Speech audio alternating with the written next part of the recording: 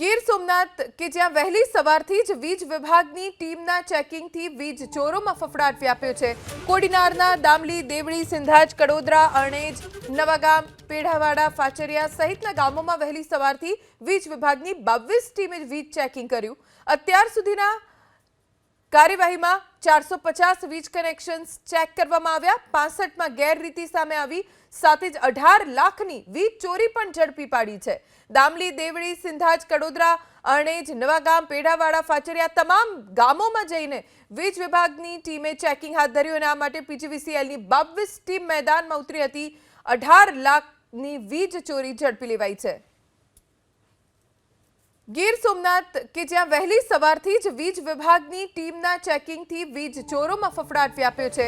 કોડીનારના દામલી, દેવળી, સિંધાજ, કડોદરા, અણેજ, નવાગામ, પેઢાવાડા, ફાચરિયા સહિતના ગામોમાં વહેલી સવારથી વીજ વિભાગની 22 ટીમે વીજ ચેકિંગ કર્યું। અત્યાર સુધીના કાર્યવાહીમાં 450 વીજ કનેક્શન્સ ચેક કરવામાં આવ્યા। 65માં ગેરરીતિ સામે આવી, સાથે જ 18 લાખની વીજ ચોરી પણ ઝડપી પાડી છે।